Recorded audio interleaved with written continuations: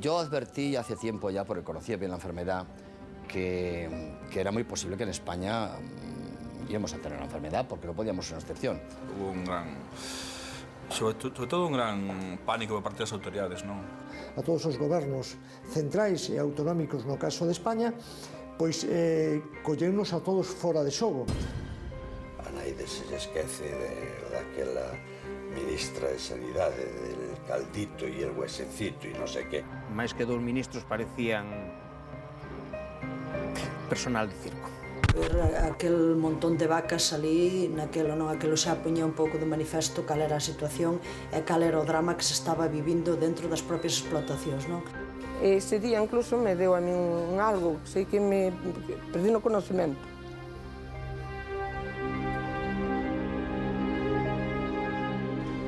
Moralmente vinme abaixo, é dicir, pensei que xa estaba aí a cousa. Tuve a mala suerte de que un rapaz no colegio lle enseñou o periódico e lle dixo o crío que eu iba a morrer. Fue el médico que nos llamó a casa y nos mandó ir por allí y nos dio la noticia de que mi madre estaba contaminada por el mal de las vacas locas. A min desde aquel momento quedoume unha imaxe con moito menos respeto aos gobernantes.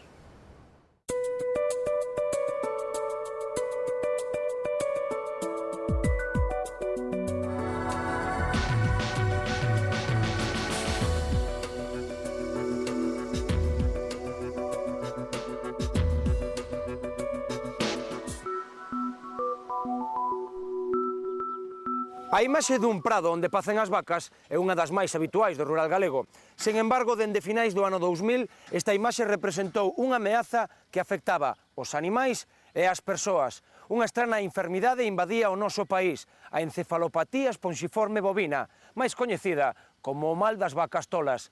Hoxe abrimos a caixa negra daquela crise para resolver as preguntas que quedaron sin resposta. Estas imaxes deron a volta ao mundo. Unha enfermidade nova que aparecera no Reino Unido invadía agora Galicia. Chegaba ao noso país o mal das vacas tolas, no medio do desconcerto dos gandeiros e o medo dos consumidores. Estaban en perigo os seres humanos? Que supoñía para as persoas? A orixe desta enfermidade sitúase a principio dos anos 80 no Reino Unido. As vacas, que foran alimentadas con restos de ovellas enfermas, comezan a desenvolver a encefalopatía esponxiforme bovina. Para cando se detecta e se toman as primeiras medidas, xa pasaran algúns anos.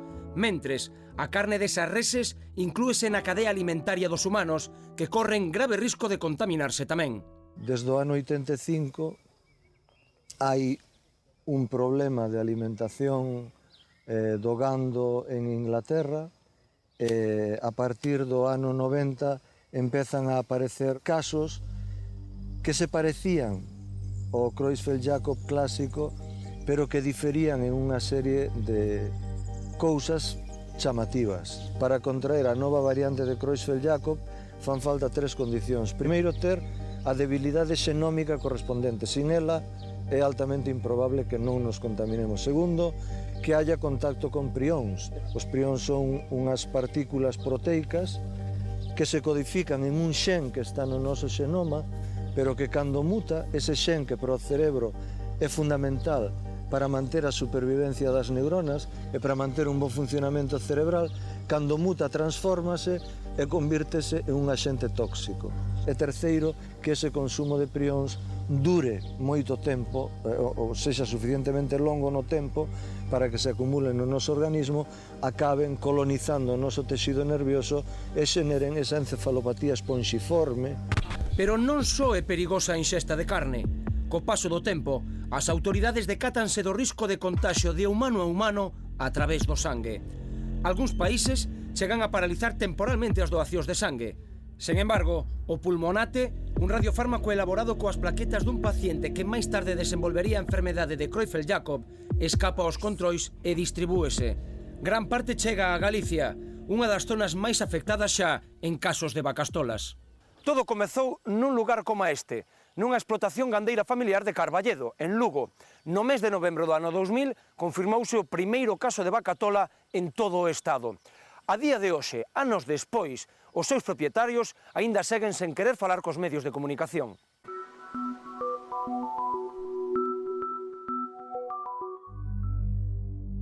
Disparáronse todas as alarmas. Galicia, un país con máis dun millón de vacas, tiña que facer fronte a unha nova crise. Estiveron á altura as autoridades e gobernos? Estábamos preparados para afrontar esta crise? Os afectados sentíronse protexidos? 9 anos despois, podemos estar tranquilos co que comemos? O mal das vacas tolas viña afectando as reses británicas desde os anos 80. É posible que en Galicia, cunha das cabanas bovinas máis grandes do Estado, non se estivesen preparando medidas para unha posible crise? Puido coller a alguén por sorpresa? Foi unha crónica dunha morte anunciada, non? Todos estábamos xa esperando que no Estado se dese un caso de vacas tolas, porque xa estaban dándose en Inglaterra, todos sabíamos xa que había tráfico de gando cara a Galicia. Bueno, o que non esperábamos é que nos tocase, como sempre, as cousas malas nos tocan aquí en Lugo, ademais, sempre, non? Pensábamos que podía ser encarcar parte do Estado e xusto nos cae aquí en Lugo. Non foi unha sorpresa porque nós viñamos traballando xa a nivel europeo dentro da Coordenadora Labrega Europea e era un tema que nos preocupaba moitísimo. Sabíamos que antes ou despois o problema íamolo ter exactamente igual que no resto, porque a consecuencia eran as fariñas de carne que no seu día estuveran autorizadas polos gobernos e que as multinacionais estaban metendo nos alimentos dos animais. Non colleu por sorpresa a Consellería, sabíamos que tarde ou cedo poderían salir, e claro, os que primeiro iban chamar a atención pública iban ser os primeiros casos que saíran en España. Despois saíron casos prácticamente comunidades e xa a opinión pública ni siquiera se fixo eco deles. A prova é que non estaba de sorpresa que todos os veterinarios, digamos, das zonas das oficinas agrarias comarcales tiñan o protocolo de actuación. As autoridades parecían coñecer os riscos, pero coñecíanos tamén os gandeiros? Naqueles meses estaba despegando a marca ternera gallega e todos afanábanse por cumprir escrupulosamente as normas sanitarias. Como podía ser que de súpeto aparecese esta enfermidade? A comida desas vacas de restos de ovellas e de outros bichos que tiñan o prión contaminado produxo unha mutación no prión desas vacas. Eses prións colonizaron diferentes texidos das vacas, especialmente o texido nervoso, a nivel do sistema nervioso, a nivel de glándulas e médula espiñal, e quen comía esas vísceras ou quen comía ese texido durante un tempo prolongado iba acumulando prións. Era algo novo, non tiña información ninguna. Entón quedeime un pouco, non sei, así... Quizáis algo asustado, pensando que ao mellor algún día me podería tocar tamén a min, pero non mo acababa de creer. Sempre pensas, pois, que vamos, que eso non che vai tocar a ti. Que dices, que menos pensas, dices, bueno, eso pasa por aí, pero bueno, non crees que che vai a pasar. A situación, lonxe de solucionarse, cada vez agrávase máis, mentres o goberno central evita falar de epidemia. Tampouco era unha epidemia, no sentido de que era como non se parecía, por exemplo, ao que puido ser a gripe aviar ou a peste porcina que se transmite incluso a través do aire, ou a lingua azul que mesmamente en este momento pois está en boga. Era outra cousa totalmente diferente. Houbo probablemente moitos erros de comunicación. Está claro de que España era dos últimos países da Unión Europea en que se detectaran casos. Como digo, casos habíaos desde había moitísimos anos. Unha cousa é a epizootia, é dicir, a enfermedade dos animais, e outra cousa é a epidemia, que é a enfermedade nos humanos. Afortunadamente en Galicia non tivemos ningún caso, hasta o momento non apareceu ningún caso de enfermedade humana por esta causa. Hubo un primer debate en el cual se discutía si el número de los casos que aparecían constituyen una epidemia o no. Realmente ahora, contemplado desde la perspectiva actual, pues hombre, 750 casos han sido bastantes casos. Hubo un gran Sobre todo un gran pánico por parte das autoridades, non? Non sabía moi ben como xestionar todo isto, sobre todo a lo que se preocupaba moito era como xestionarlo informativamente. Penso tanto unha preocupación, digamos, política como unha preocupación pois sanitaria lóxica tamén, non? De non saber moi ben de non saber ben que facer con todo este mare magnum que se lles vía. Entón, eles intentaron primeiro sacarlle importancia ás cousas, moita, non? E intentaron sempre transmitir que eran feitos aillados, non? Hubo unha consigna a nivel da Unión Europea de que non se levantara unha alarma social, o cal me parece ben, pero unha cousa é non levantar alarma social e outra cousa é ignorar a realidade. Se lle dice a verdade a xente e entendio. Eu penso que é peor dicir a verdade a medias e despois ila contando máis tarde pouco e pouco. Porque logo fai desconfiar e non se sabe cal é a verdade concreta. O Goberno central, intuindo que se aveciña unha grave alarma social, trata de calmar os ánimos decidindo que os ministros de Sanidade e Agricultura se enfronten á opinión pública. Sen embargo, as súas actuacións foron duramente criticadas. Se está estudiando la posibilidad de prohibirlos también. Insisto, los huesos de la médula, los huesos que acompañan a la médula, la columna vertebral. Que a carne se podía consumir, nós polo menos tiñámoslo claro, non facía falta que eles non lo dixeran. O que facía falta era que nos deran outras explicacións que se pedían e que nadie nos daba. Entonces, que, non sei, ver a Arias Cañete máis a Celia Villalobos dábanos risa. A mí, polo menos, dábame risa. Máis que dous ministros parecían personal de circo. Erros de comunicación houbo moitos e moi variados. A naide se lle esquece daquela ministra de Sanidade, del caldito e el huesecito e non sei que. Eu penso que hubo unha neglixencia política por culpa das autoridades da Unión e por presión do goberno inglés que non quixeron reconocer no seu momento o que en realidade estaba pasando. Daba a impresión de que estarían investigando, pero que non se sabía aínda, era algo desconocido e non se sabían as consecuencias e tampouco se sabía nin que facer tampouco, non?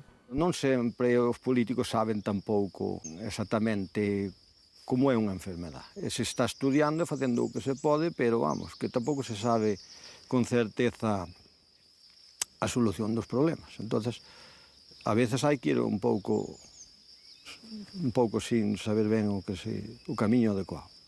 O que recordo de todo eso era a desesperación dos responsables de Ternera Gallega, que era unha marca que nese momento estaba intentando despegar no conxunto do mercado estatal, e recordo a súa desesperación porque o que lles pedían eles as autoridades, o Ministro de Sanidade en concreto, os Ministros de Sanidade, é que desen unhas pautas claras á poboación sobre o que podían comer e o que non. Non se falou de epidemia porque había un problema económico. O problema económico era o consumo de carne.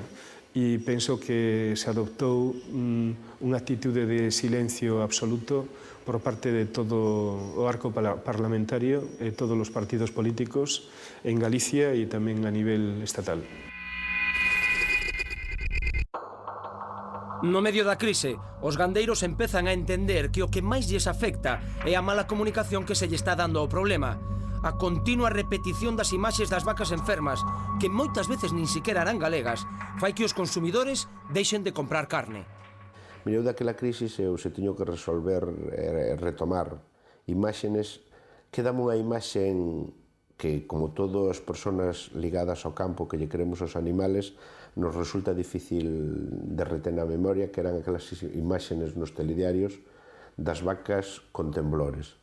Quedame a imaxen dos telediarios de centos de vacas con moscas á hora do mediodía en Ourense e dos enterramentos de Mesía.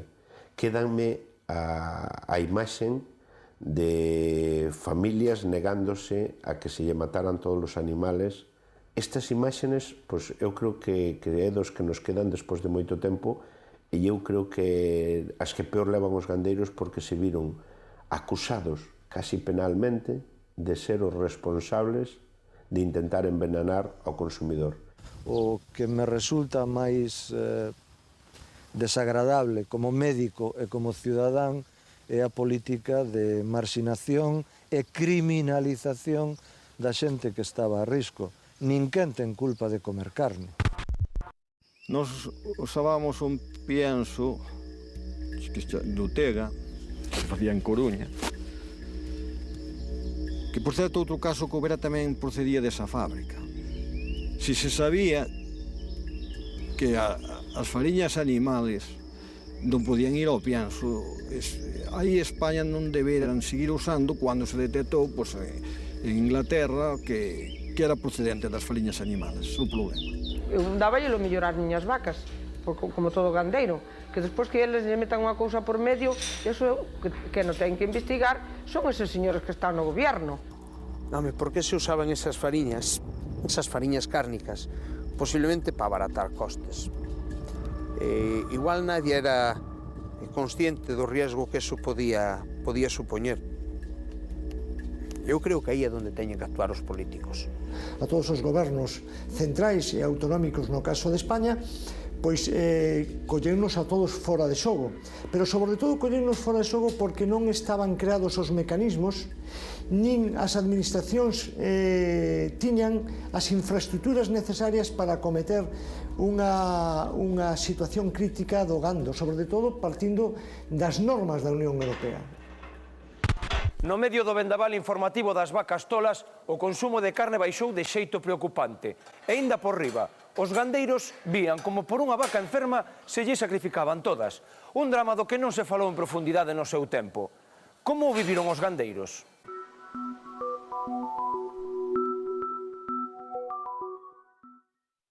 Un fotógrafo máis eu envianos ali a este sitio de Carballedo, que está polo sur da provincia de Lugo.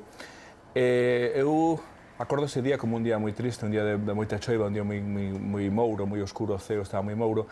Entramos, entón, foi cando nos atopamos con todo este gran circo mediático que sempre montamos os periodistas e as cámaras. É un home moi perplexo, non? O propietario moi perplexo, non sabía moi ben como enfrentarse a todo aquilo que estaba ali, non? Moralmente, vinme abaixo. É dicir, pensei que xa estaba aí a cousa. Custoume varios días asumir que a mí me había pasado aquilo. Unha explotación gandeira aquí, ao nivel, por exemplo, que temos nós, así pequena, é sentimental. Quizás os pais, pois, é os que máis lhes afecta, a eses son os que máis sufriron o baleiro, porque son animales que foron criando, pois, con moito mimo, de máis e fillas, que tes unha historia toda de, ao mellor, de 30 ou 40 anos dun ganado que tes controlado, naceu dunha, tes outra, criada de máis e fillo. A eles sí lles afecta máis. Aquí aparecen os señores e me dicen: Inés, que che saleu unha vaca tola. Digo, que? Dice que che saleu... Eu que estaba xa cas ideas postas noutras granjas, ese día incluso me deu a mí un algo, sei que me perdí no conocimento.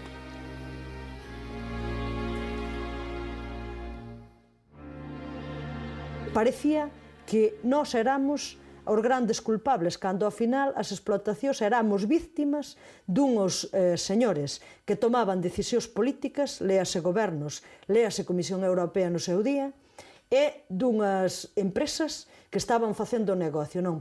Me dixeron que tiña inmobilizado, o sea, que estaba inmobilizado, que non podía nin comprar, nin vender, nin facer nada, ningunha transacción, non? Me colleron as vacas, as que eles tiñan marcadas, e mas levaron sin estar eu delante. Cando cheguei, xa a miña cuadra estaba limpa de vacas. E cando deso, me dixo o meu rapaz, dice: mamá, a paloma vaiche mitad da cría fora, cargando no camión e mitad da cría fora. Iso non é bienestar dos animales. Iso non doi tamén. Logo estaba todo ese drama familiar que vivía a xente, non? Pero para nós quedou un segundo plano porque había unha prioridade informativa que era contar o que estaba acontecendo e o xeito no que a xente iba a afectarlles, non?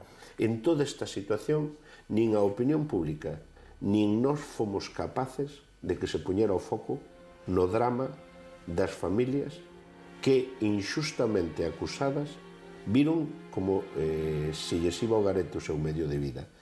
E iso nunca se compensou nin no social, nin no mediático, nin no económico. Unha sensación de haber fracasado na vida, é dicir, que de estar hundido, de saber que non... Que pasará coa miña vida a partir de aí. Pero foi tan grave este drama realmente? Tendo en conta que Galicia estaba a prepararse para unhas eleccións autonómicas, ata que punto se utilizou este problema políticamente?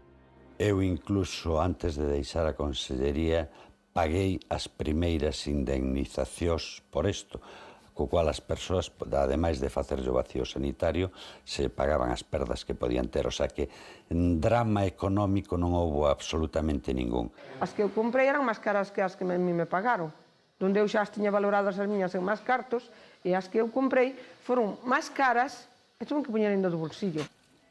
Chegou a indemnización, pero faltou o que eu deixei de producir. E despois de 6 anos estou volvendo un pouquiño á normalidade. Casi foron 6 anos para volver a recompoñer todo. Aquí está o que poderíamos chamar a zona cero da crise das vacas tolas, Mesía. Nesta antiga mina, hai 9 anos, foron soterradas unhas 300 vacas que ou ben morreron ou ben foron sacrificadas no momento. Pero por que chegaron ata aquí? Por que as soterraron de noite e as agachadas? Que é o que tiñan que ocultar? E, sobre todo, como foi a reacción dos veciños? Con nocturnidade se trasladan camións de animales almacenados para utilizar unha fosa dunhas minas que había abandonadas en Mesía. Fosas que non se impermeabilizan, que permiten que haxa drenajes de flujos hacia un río cercano, que é onde está a toma de auga de abastecemento dun colexio público. Por lo tanto, a reacción inmediata dos veciños cando se enteran é frenar o que se podan seguir depositando ali animales e exixir que se saquen dali. O descubrimento das vacas facía tempo que se oían rumores por parte de algúns gandeiros de que non todas as vacas se estaban destruindo en Sugasa. Efectivamente, había 2 montañas de vacas grandes, todas podridas, estaban enterrando nelas. Non pararon a actividade, nos dixémoslle entonces que se non paraban eles, pois que íbamos para os veciños, porque non víamos isto moi mal aquí, o que estaba facendo con estas vacas sin saber onde viñan, aquí na nosa parroquia, enterradas desta maneira. O sentimento máis forte foi, sin duda algunha, a indignación. A indignación polo engaño no que nos estábamos vendo, polas mentiras que nos estaban contando, pola presión a que nos vimos sometidos para tapar todo isto. Aquel montón de vacas ali, naquelo xa poñía un pouco de manifesto cal era a situación e cal era o drama que se estaba vivindo dentro das propias explotacións, non? E por outro lado, pois ver como, bueno, pois sin ningún control, sin absolutamente nada, se tiraban ali as vacas sin saber o que, bueno, pois as consecuencias que eso podía ter, non? A elección de Mesía para soterrar as vacas que ian morrendo ou eran sacrificadas foi unha das máis delicadas da Xunta naqueles momentos. Anos despois, consideran que foi un erro? A forma en que se fixo ese soterramento, iso foi para min o erro que foi o que levou consigo, pois, dixéramos, acrecentar, o sobredimensionar, o crear esa alarma que realmente, bueno, pois levou a que el tuvera que dimitir, non? Tampouco era cuestión de ir facendo concellos para preguntarlle aos veciños que lle parecía ou non lle parecía, senón, bueno, pois simplemente era unha cousa que día que pasara eran 300 ou 400 ou 500 cadáveres máis de vacas que se podían acumular. Había que tomar decisións rápidas. Galicia quiso de algún xeito cumprir esa normativa de que os enterramentos non foran por explotación, sino que realmente se recolleran todas as reses e se depositaran en un enterramento colectivo conxunto, pero claro, non existía esa infraestructura, non? E, por tanto, se fixo o que se pudo. Non se tomaron medidas cando as había que tomar e despois, claro, xustifícase todo isto dicindo que algo había que facer. Claro que había que facer, había que tomar medidas ao principio, non tarde mal e arrastro como se fixo.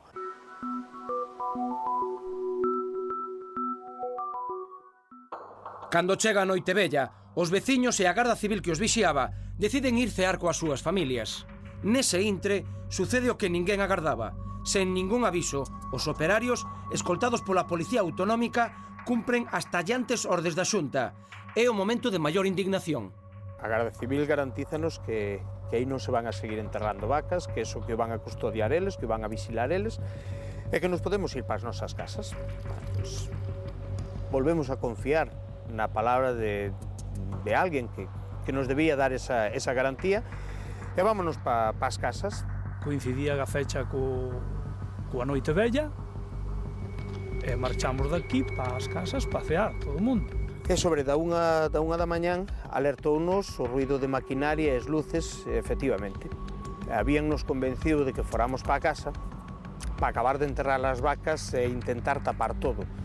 Veu a Policía Autonómica e con luces de noite acabaron de tapar as vacas que estaban á vista, que chamaban a atención muchísimo. Pero houve algo que non poideron tapar e que non poideron impedir que saliran nas imaxes de televisión. Os regueiros de sangre correndo cara ao río, os vermes pola pista e o mal olor que ali se respiraba todos os días. Iso foi unha das chispas que máis enfadou ao vecindario, aos gandeiros da zona.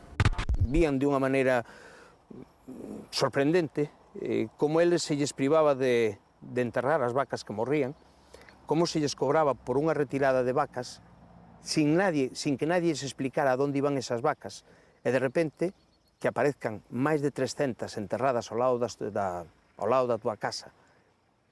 Claro, como te vas a sentir?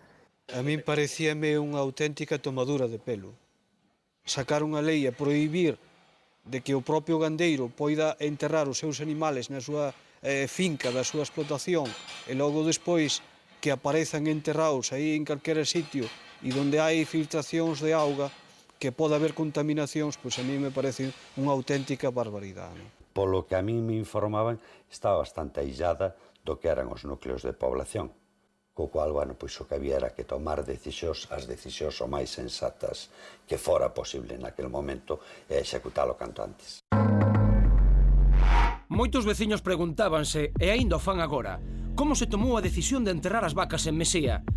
Nunha xuntanza das Consellerías de Sanidade, Agricultura e Medio Ambiente, tratábase de buscar saída ás vacas que morrían, dado que a única incineradora de Galicia estaba danada. Castor Gago sufría as consecuencias físicas provocadas polo estrés e tivo que ausentarse. Ese foi o momento clave. Xa levaba uns cuantos días con, bueno, probablemente como efecto da tensión, con hemorraxias internas. Notaba que estaba sangrando, e José María veu comigo ao Hospital Central, e cando voltamos, José María e eu, pois o director xeral de Gandeiría, Antonio Crespo, me comentou, mira, Medio Ambiente xa localizou unha mina que é moi arcillosa, co cual non hai posibilidades de permeabilidade porque a arcilla tal, co cual plantexades o presidente. E como tal se iniciaron os enterramentos, porque é que non había outra alternativa. Foi a decisión acertada? Pois, coa perspectiva do tempo, non foi acertada. Debeu facerse o que fixeron as demais comunidades autónomas, seguir tolerando o soterramento individual na explotación? Quizás sí, hasta que se tivesen os instrumentos ou as fórmulas ou as pezas necesarias para despois tomar a decisión. Nunca foron culpables os que mandaron enterrar as vacas. Non, e co paso do tempo viuse. A eles non lles pasou nada, home, a nós tampouco. máis que a incomprensión de algunha xente. Pero en ese momento sí que daba a impresión de que nós éramos os culpables. Se houbéramos calado, non houbera pasado nada, nadie se houbera enterado. Dixo o señor Fraga, en unha entrevista a un periódico naquelas fechas, que a culpa era dos veciños de Mesía que habían visto algo que non tiñan que haber visto. Eu creo que eso xa explica moito. Para min, personalmente, foi unha experiencia dura a nivel social, falando dura, porque decepcionou-me muchísimo. Eu tiña outro concepto, claro, non coñecía, parece ser que non coñecía eu o que hai que coñecer, desgraciadamente, na sociedade. Eu non coñecía vamos, que uns políticos, que uns gobernantes poderan facer as cousas de tal forma. E quererlle tapar os ollos aos seus cidadáns dunha forma tan, non sei como decirlo, tan chamativa, tan escandalosa, vamos. Eso produceunos unha impotencia grande e un cabreo grande. A min desde aquel momento quedoume unha imaxe con moito menos respeto aos gobernantes. A de Mesía, a finais de 2000, foi a crise máis grave do conflito das vacas tolas e a peor xestionada politicamente. Provocou a caída de Castor Gago, unha demisión que no seu momento foi interpretada como un cese fulminante ordenado por Manuel Fraga. Non era moi difícil intuir de que estábamos en período preelectoral e que se podía utilizar políticamente. Co cual lle dixen, ten vostede a miña dimisión a súa disposición e creo que ademais que pode ser unha medida acertada. Me volveu chamar e me dixo, sabe vostede que presentou o PSOE unha moción de censura contra ele e tal. E dixe, mire, presidente, mañá ten vostede os titulares dos periódicos na man. Ou o PSOE presenta unha moción de censura contra Fraga ou dimito o conselleiro de Agricultura. Vostede decide. Foi aceitada a petición de relevo do conselleiro de Agricultura e foi nomeado o conselleiro Tirguedes. Manuel Fraga, convencido de que precisa alguén expeditivo e cun perfil máis político para resolver o problema de opinión pública, chama a Diz Guedes como substituto de Gago. O encargo de asumir esa responsabilidade pois foi evidentemente cunha chamada a unha xuntanza co presidente da Xunta, Manuel Fraga, donde me dixo que efectivamente Galicia estaba, o sector agrogandeiro estaba sufrindo unha crise seria. Aceptén esa responsabilidade, evidentemente con muitísima preocupación, porque partía de unha crisis moi seria, moi grave, desde o punto de vista do que afectaba ao propio sector e ao mesmo tempo unha alarma social na opinión pública. Por tanto, era unha situación moi delicada e así mesmo partía de unha ignorancia, de todo o que rodeaba toda esa crise e o contido profundo da mesma crise. Probablemente lle deu pois unha mellor comunicación a forma a hora de disolver aquela alarma social que había e por outra banda pois quizáis, pois xa foi o cambio, xa foi un pasar páxina. Nun primeiro momento, Guedes reúnese con todos os implicados na crise e escoita as súas propostas. Pero a súa xestión viría marcada polo sacrificio masivo das reses, estiveran enfermas ou non. Eu dediquei uns días para escoitar e ler, sobre todo escoitar, para facer un diagnóstico. Unha vez que eu, máis ou menos, pois me fixen con o guión da película, pois a partir de aí empecé a dirixir a película, non? Cambia a consellería, chega a Diz Guedes, maximiza o asunto, non? É dicir, decidiron que todas as explotacións con algunha vaca tola teñen que sacrificar todas, non? Era o gran drama, non? Todo o medio de subsistencia dunha familia teñan que sacrificalo, cando logo co tempo se decidiu que non había por que facelo, non? Que controlar as vacas, e que non se transmitían dunhas a outras, se transmitían polo penso, non? Entón, controlar que non estiveran contaminadas estaba solucionando o problema, non? Se hai uns señores que entenden de enfermedades, eses señores que os poñan a investigar esas enfermedades, esa carne que non se consuma, pero que non fagan o que fixeron con nós, matarnos as vacas. A política que seguiron foi a política de exterminación, non a política de análisis, de atención medida, coidada, ponderada da situación de moitos gandeiros. Non hai ningunha razón técnica que diga que unha vaca contagia a outra por convivir con ela. Sin embargo, se fixo é unha nova mostra cada galería, pero tirando pólvora cos cartos dos gandeiros, non cos cartos do propio goberno. Mire, eu creo que a pancarta que dos anos que levo en sindicalismo que máis me quedou gravada das centos que levamos a todas as manifestacións é unha que levou Álvaro, un fillo dun gandeiro de Lalín, de Román, que poñía a cartel, porque un político estea tolo, hai que matalos a todos.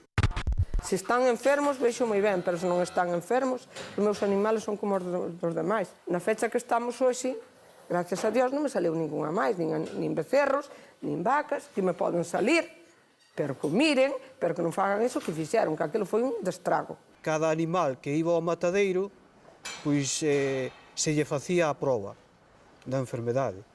Entón, pois era innecesario, a cadea alimentaria estaba xa controlada, era innecesario facer unha matanza indiscriminada do resto dos animais simplemente en prevención.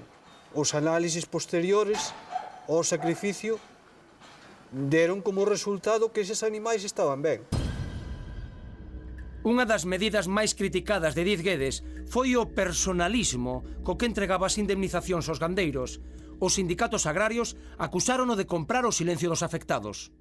O novo conselleiro, cando foi á granxa a indemnizar aquel gandeiro que perdera toda a granxa cas crisis, se cadra quería dar garantías aos gandeiros. Se un gandeiro lle morre toda a granxa e se queda sin granxa e sin indemnización, o normal é que outros gandeiros da lao oculten si tuveran vacas enfermas. Todas as explotacións no meu tempo que foron sacrificadas ao 100%, todas elas percibiron a indemnización correspondente pactada e aceptada por ambas partes e ao mesmo tempo todas reiniciaron a súa actividade. Se eu estou afectada por unha situación e teño dereito a unha axuda, non me ten que vender ninguén porque teño dereito a ela, non? Eso o primeiro. E o segundo, que se o diñeiro recibo na conta do banco non fai falta que ninguén me vai a dar personalmente. Creou unha certa sensación nos gandeiros de algún xeito condicionarlles que iban ter axudas, pero se os sacaban do debate mediático e, polo tanto, de algún xeito era unha forma indirecta de insinuar silencios a cambio de xestionar a axuda e, desde logo, logrou que por esa vía manu militare desaparecera da opinión. Chega un momento que eles se creen os portadores da verdad e os portadores das solucións e, ademais, ainda por riba, queren mandar, queren decidir. E, claro, ese non é un papel dun sindicato. O papel dun sindicato pode facer propostas ou pode facer críticas, pero o que non pode pretender un sindicato é decidir, porque para iso está o goberno. Que as vacas tolas constituían xa unha crise era innegable, pero que acontecía co posible contaxio ás persoas? A cadea alimentaria semellaba controlada, pero había outros medios de contaxio? Aquí, no Centro Oncolóxico Regional da Coruña, e ao igual que no resto de hospitais de Galicia, utilizouse un radiofármaco contaminado co sangue dun paciente que desenvolvera o mal das vacas tolas. Chegaba a hora dos humanos.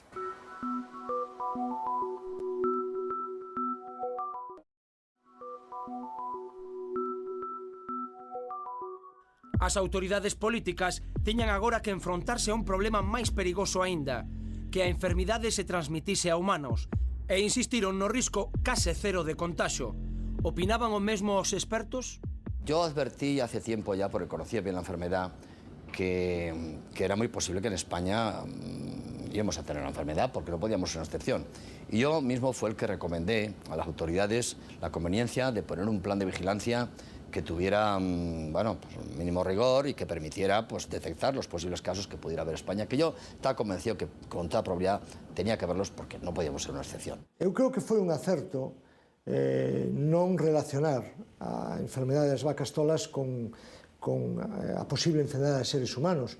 Realmente está aínda por analizar ese número reducidos que se diagnosticaron en seres humanos en Europa. Comparado co Reino Unido, vamos, isto foi absolutamente mínimo en relación cos máis de 200 casos que tuveron no Reino Unido, os máis de 30 casos que tuveron en Francia, etc. Aquí en España, volvo a insistir, neste momento levamos 5 casos e ningún en Galicia. A pesar de non estar recoñecidos oficialmente, hai en Galicia máis de 400 afectados polo pulmonate, un radiofármaco elaborado en parte con compoñentes do sangue humano. En 1997, o laboratorio que o fabricou detecta que unha das mostras de sangue utilizadas na súa elaboración pertence a un paciente que desenvolve a enfermidade de Creutzfeldt-Jakob e manda eliminar do mercado os lotes contaminados. Pero é demasiado tarde. Moitas persoas xa foron tratadas con el. nos fixemos un estudio, que creo que tamén foi a única comunidade autónoma que fixo o estudio un por un de todas as persoas que recibiron este fármaco, pensando, ademais, que a posibilidade remotísima de que produxera a enfermedade, e a verdade é que non se detectou ningún tipo de problema. Eu tuvera un infarto en julio, e bueno, como non iba ben, non melloraba, mandáronme a Meixoeiro, ao Hospital Meixoeiro en Vigo, a facer unha gamografía pulmonar. Entonces, para facerme esa gamografía, administrouseme ese contraste. Ese contraste estaba feito co Amerscan Pulmonate 2, o famoso fármaco das vacas locas. O que me dixeron en ese momento era que tiña 5 ou 6 anos de vida, como moito, que o sentía moito, e bueno, así sin máis. O sea, ni máis explicacións. Moitos profesionais exiximos de que houbera equipos de apoio psicolóxico para atender este tipo de casos e así, ao final, tras presión da poboación, se conseguiu este seguimento. Pero Trinidad é unha das primeiras afectadas e ten que encarar a tarefa de contarlle aos seus fillos o que lle pasa sen ningunha clase de axuda psicolóxica. Eu ese día non fon capaz de ir a casa.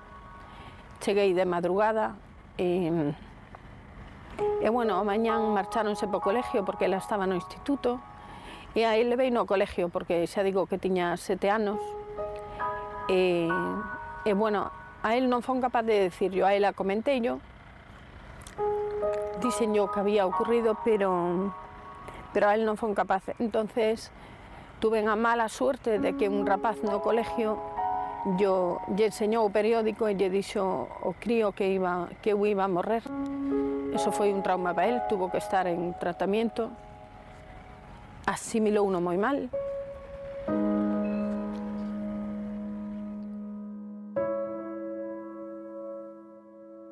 Entonces, bueno, pois, ela tamén non levou moi mal, lógicamente, porque é moi duro que che digan eso, non? Eu, ademais, contei as cousas a ela como me habían dito, pero bueno, él levou uno peor, porque él vive pendiente se me ocurre calquer cousa, eu sufro desmayos, así que non saben por o que é.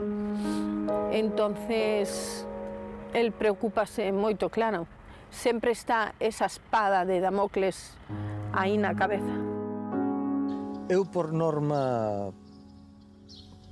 non teño confianza ninguna en que, sendo político, nega responsabilidades. O político ten a obligación de afrontar a realidade. E porque non hai evidencias, non hai por que negalo. A verdade é que houbo xente interesada pois, en tratar de magnificar o problema e tratar de decirle a xente que estaba nun risco tremendo, cando iso non era certo. A conciencia personal de cada un pois debera pesar, sobre todo cando un é médico, ademais de que sexa conselleiro. A presión aos afectados chegou ata o punto de recibir ameazas. Isto, unido á vergoña que lles produce declararse contaminados polo mal das vacas tolas, fai das súas vidas un calvario. O medo a que informar a xente cree pánico, eu penso que é un pouco de tomar a xente por un pouco por parva.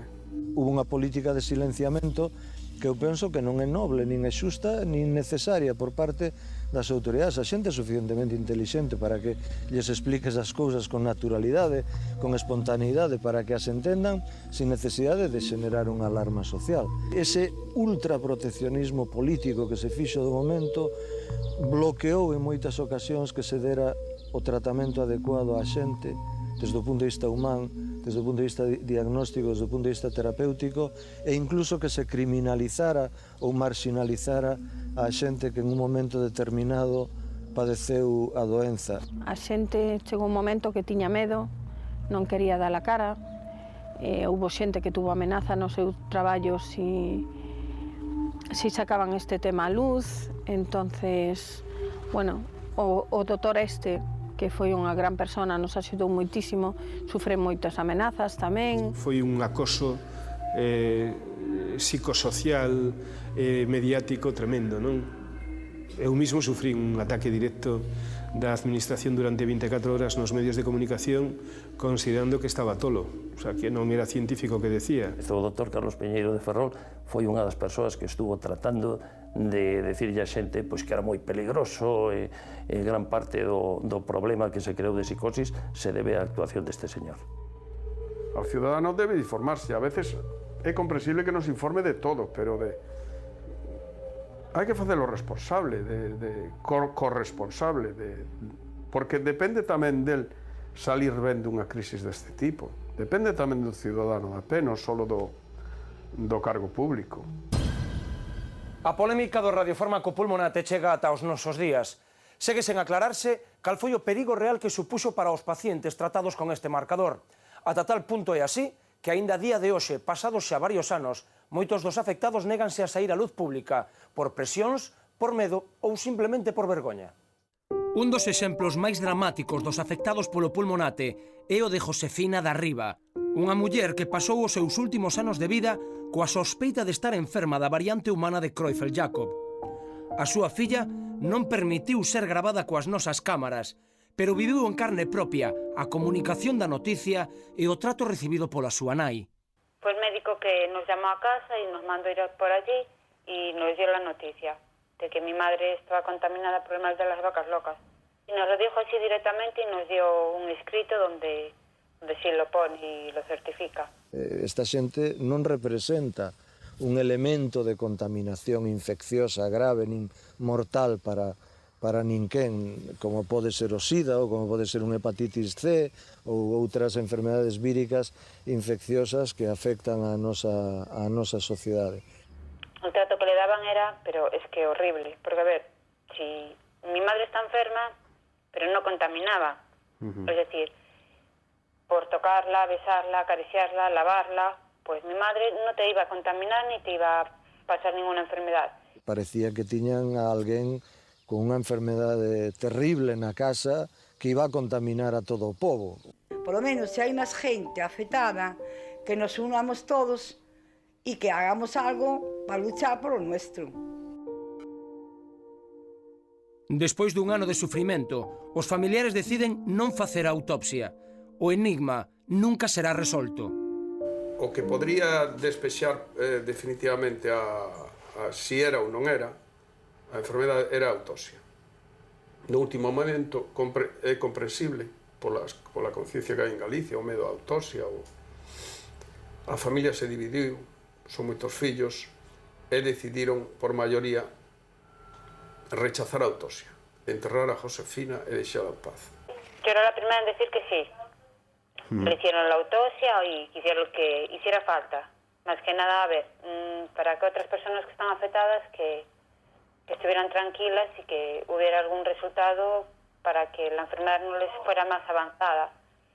Pero a ver, pero hubo hermanos en que no quisieron. Entonces, para no tener problemas con ellos, pues no se llevó a cabo. Cada vez vivimos máis alarmas relacionadas ca nosa alimentación. Dende o mal das vacas tolas, os consumidores vivimos non poucos perigos. Podemos confiar no que comemos? Voltaremos a pagar as consecuencias das estrategias das multinacionais do sector da alimentación?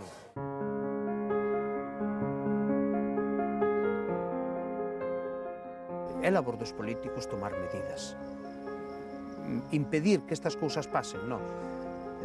Impedir que haxa enfermedades, non, eso é imposible. O imposible non se lle pida a nadie. Pero os políticos creo que estamos obligados a pedirlles que tomen medidas antes de que pasen as cousas. Nós sabemos perfectamente que antes ou despois vai estallar outro conflito social e outro problema gordo, pero non aprenden absolutamente nada. Aquí parece que como non hai ningunha responsabilidade, ninguén, non teñen que pagar por nada do que deciden, non? Ao final estánlle facendo caldo gordo as grandes multinacionais e a ciudadanía por un lado, os labregos e labregas por outro, sempre acabamos pagando as consecuencias de algo que nós non queremos. Ninguén dá unha resposta contundente, que aquí non pasa nada. Eu non lle oio nin a administración, nin a ninguén, que aquí, co tema dos transxénicos, non vai a pasar absolutamente nada. E dende aí, pois, a miña preocupación tamén. O que hai que facer é ser sensatos, tanto os detractores da transxénesis como os defensores fanáticos da transxénesis. Os detractores da transxénesis deben ter en conta o que decíamos, de que transxénesis haina no mundo desde que o mundo é mundo. E os fanáticos da transxénesis deben ter en conta de que non o sabemos todo sobre o ADN e que a veces xogar con ele e manipulalo pode nos traer consecuencias, pero nin uns nin outros teñen razón. Polo tanto, non hai que ter medo, o único que hai que ser é sensatos. Tendo en conta que a codicia humana é importantísima, e se voltamos a unha situación de crise económica e intentamos abaratar costos relacionados con determinado tipo de alimentos, sexa para animais ou para humanos, o que podemos atoparnos é volver a repetir a mesma historia. Estamos mercando carne pois desde o ano 2000 todos os días, comendo carne, eu desde logo estou comendo. Volvo a insistir, o risco cero non existe, nin en eso, nin en nada. E me dice, se vostede me pregunta si existe un risco cero por comer peras, pois lle diría que o risco cero non existe, pero naturalmente non vamos a deixar de comer peras, nin deixar de comer carne, porque existe o mesmo risco hoxe que fai 40 anos. Eu teño unha confianza absoluta nos profesionais tanto de saúde pública como da propia Consellería de que estarán facendo o traballo ao 100% e, por tanto, eu dende ese coñecemento da súa profesionalidade e de súa honestidade que a mí me demostraron, siguen sendo os mismos, siguen estando os mismos e aí non hai decisións políticas. Aí hai decisións de honestidade profesional, de conciencia profesional e estou convencido de que a garantía daquele entón sigue esa garantía, se non é máis se posible. Le puedo asegurar que en España el control alimentario es riguroso.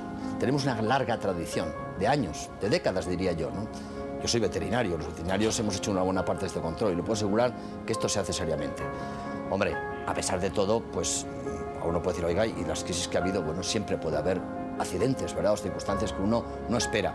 Pero luego puedo decirle que la preocupación de las autoridades, de la profesión, a la que yo represento en este momento como veterinario y presidente del Consejo, y la tradición de España es de control alimentario. Así que la gente que compra puede estar segura, que compra alimentos que son seguros. Deberá pasar algún tempo para poder despexar as incógnitas pendentes do caso das vacas tolas e da enfermidade nos humanos, pero tan só deberá pasar unha semana para que voltemos a abrir a caixa negra dun acontecemento que impactou a vida social do país. Quedan xa con adelanto do que lle temos preparado para dentro de 7 días. Ata daquela.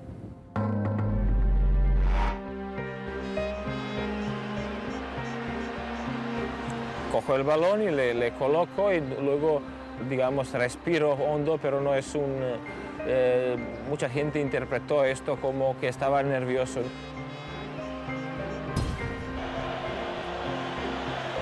Ahí va y Alejo, dispuesto a lanzar.